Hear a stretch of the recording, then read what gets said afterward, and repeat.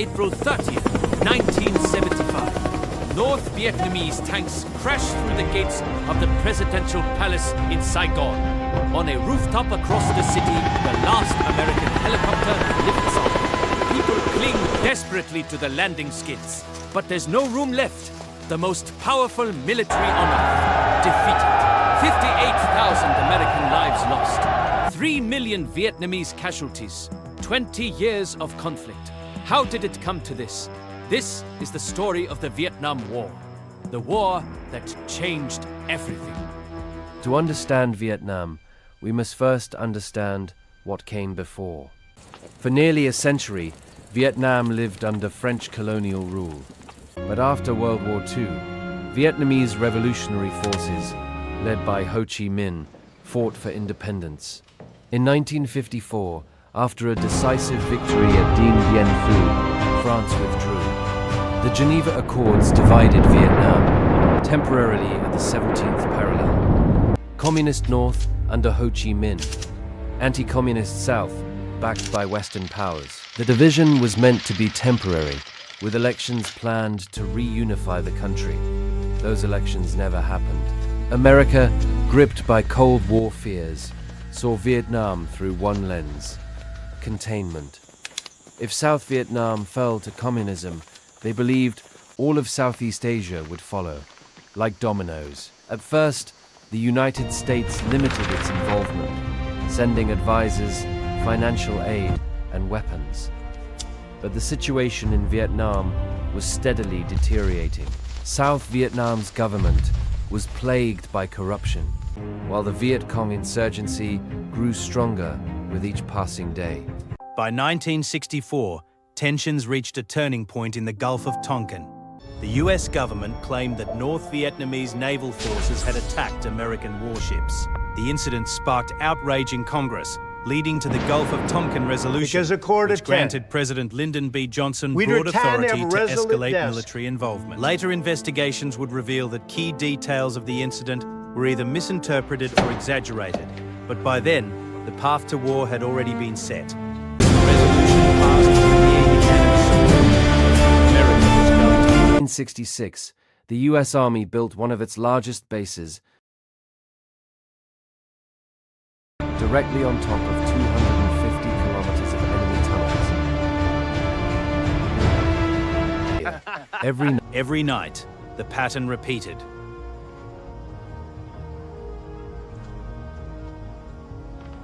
Darkness fell, and suddenly, explosions, gunfire, chaos. They rushed to respond, but by the time they arrived, it was over. No attackers, no bodies, no trails. Every morning, the same report.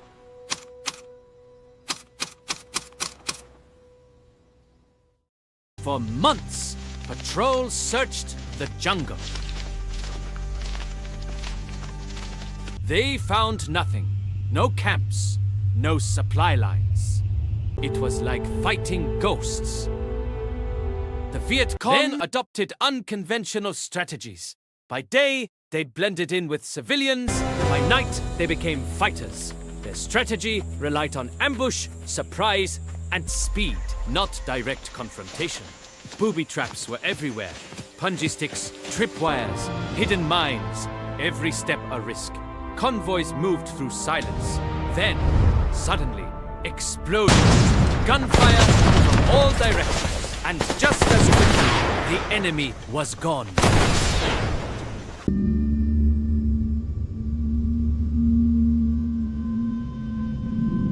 In 1965, the United States formally entered the conflict. The first deployment included around 3,500 Marines. Troop numbers rapidly increased. Within a few years, more than 500,000 American soldiers were stationed in Vietnam.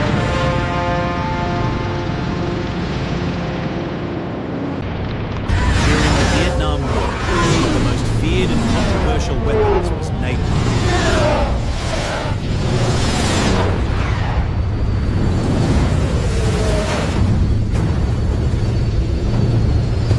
A highly flammable substance, napalm burned with an intensity that made it nearly impossible to extinguish.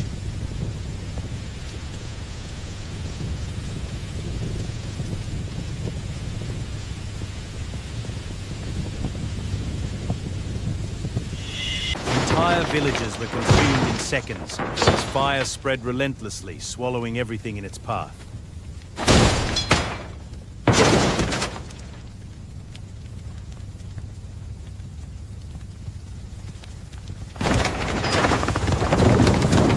Napalm clung to skin. It could not be washed away. Those caught in its path suffered unimaginable pain.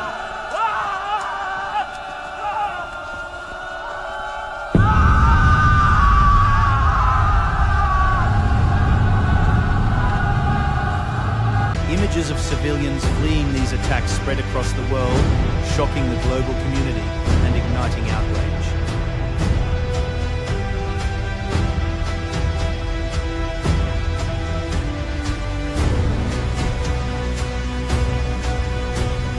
One photograph in particular would become a defining symbol of the war, capturing a moment of pure human suffering and forcing the world to confront its reality.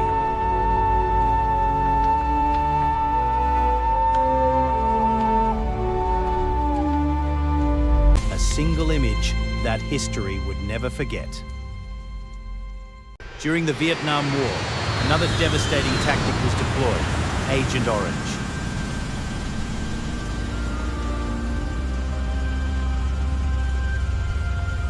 A chemical defoliant used to strip away dense jungle cover hiding Viet Cong forces.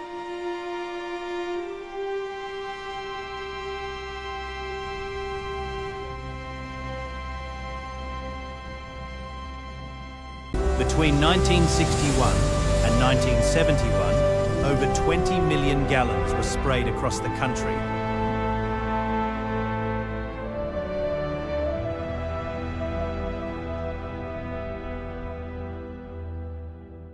Forests died, ecosystems collapsed, the land itself was permanently scarred.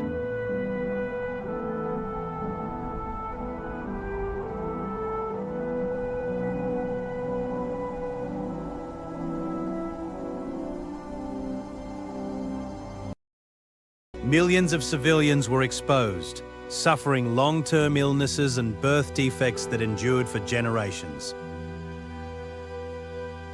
The jungle war took an immense psychological toll. Soldiers couldn't identify the enemy. Anyone could be Viet Cong. Trust disappeared. Every face, every movement became a question.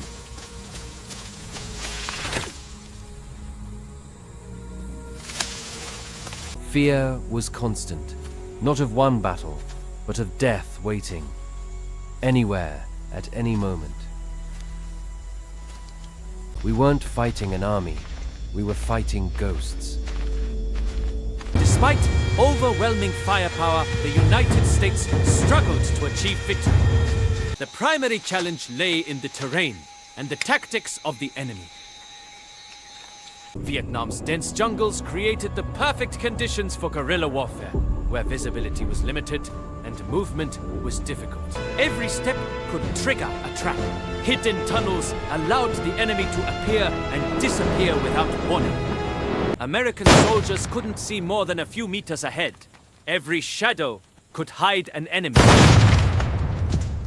In Vietnam, the battlefield itself was the enemy. One of the most significant elements of this strategy was the tunnel network of Ho Chi tunnels.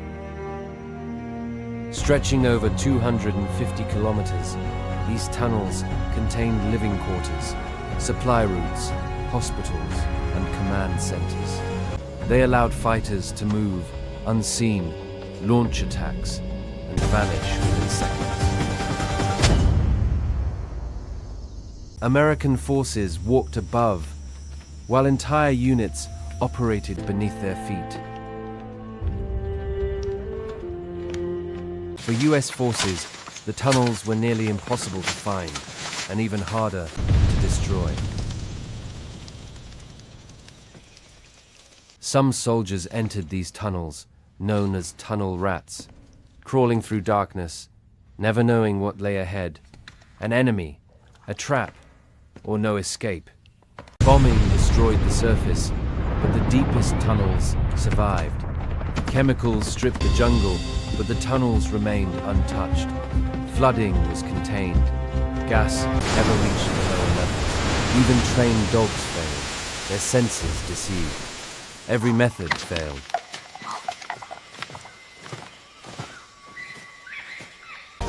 The soil made it possible. Dense red clay, hard as concrete. It didn't collapse. It didn't flood. They didn't just dig tunnels. They turned the earth itself into a weapon. With simple tools, they worked at night, unseen. Every entrance was hidden, impossible to see. Trapdoors connected each level. If danger came, they simply moved deeper. Flooding, gas, bombardment, the system adapted to everything. But these tunnels weren't just for hiding.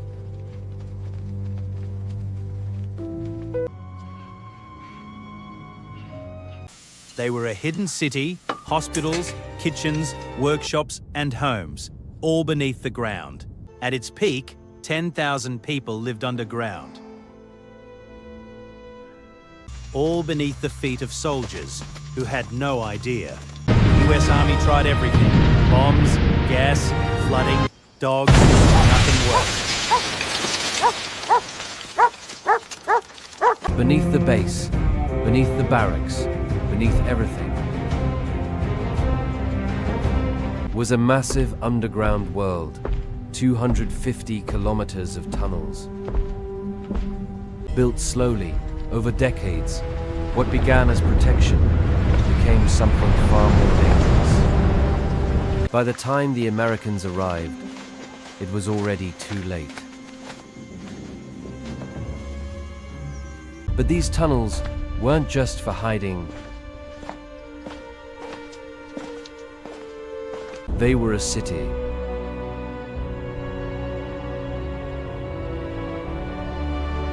Hospitals by candlelight, kitchens with hidden ventilation, workshops, wells, sleeping quarters. At its peak, 10,000 people lived underground.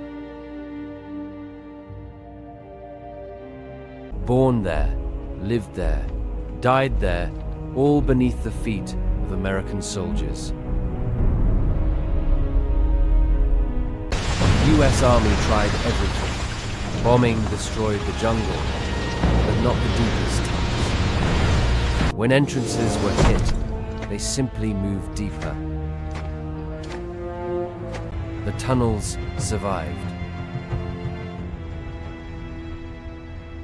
By 1968, the war reached a critical moment. During the Vietnamese New Year, a ceasefire was expected. Instead, 80,000 Vietnamese and Viet Cong fighters launched coordinated attacks across more than 100 cities.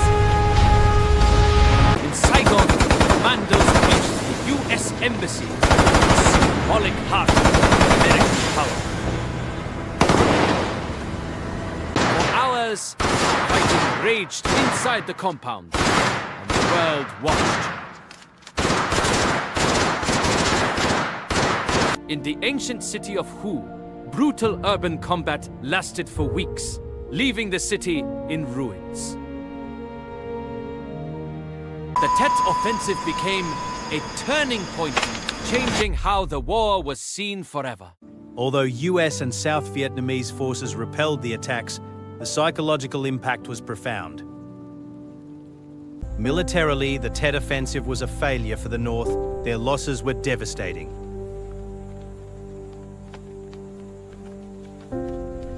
But strategically and politically, it was a devastating blow to the United States.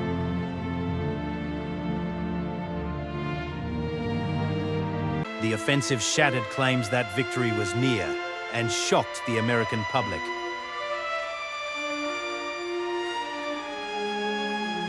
It seems now more certain than ever that the war will end in stalemate.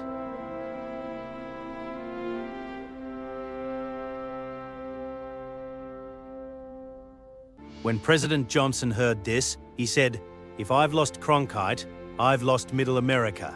And he was right. Public trust in the government began to decline sharply. Anti-war protests intensified across the country, especially among students and young people. What began as small demonstrations became a movement that defined a generation. The chant echoed across campuses, challenging leadership and the war itself. Many began to question the war's purpose. Was it about freedom or something else? Draft cards were burned. Some chose exile over service. America was no longer united. It was divided. On May 4th, 1970, at Kent State University in Ohio, National Guard troops opened fire on student protesters.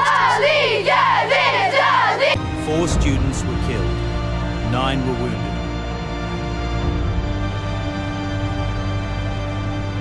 The image of a young woman kneeling over a fallen student became one of the defining photographs of the era. America was at war, not just in Vietnam, but with itself. Then came a revelation that shattered what remained of public support. In 1968, American soldiers killed over 500 unarmed civilians, women, children, and the elderly. When journalist Seymour Hersh exposed the truth, the world was horrified. The war had lost its moral foundation. American soldiers faced increasing physical and psychological strain. Unclear objectives, constant danger, and no way to distinguish friend from foe. Morale declined, discipline weakened. Many no longer understood what they were fighting for. We were told we were winning, but every day more of us died. For what? Following 1968, US policy began to shift. Under President Nixon, Vietnamization aimed to transfer combat to South Vietnamese forces while American troops withdrew. Troop numbers steadily declined, from over 500,000 to under 50,000. The plan promised independence, but in reality, it was an exit strategy. Yet the war expanded as bombing spread into Cambodia and Laos to disrupt enemy supply lines. America was leaving, but the war itself was far from over. In 1973, the Paris Peace Accords were signed, ending direct US-American prisoners of war, returned, greeted with tears, relief, and reunion. But in Vietnam, the fighting did not end. The conflict continued. Without American support, South Vietnam stood alone, and everyone knew what was.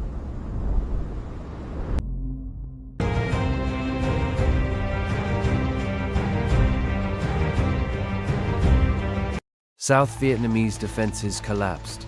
Cities fell one after another, and civilians fled in desperation. In Saigon, panic spread. Thousands feared what would come next and searched for a way out. The American embassy became the center of desperation as people fought for a chance to escape. Operation Freedom began. In just hours, thousands were evacuated in the largest helicopter rescue in history. On carriers, helicopters were pushed into the sea and sacrificed to save more lives. Saigon had fallen, and the war was over. On April 30th, the final chapter began. Tanks entered Saigon, signaling the collapse of the South Vietnamese government.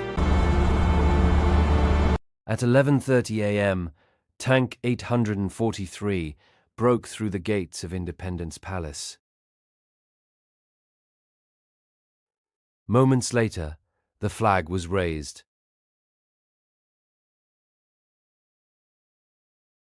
The war was over.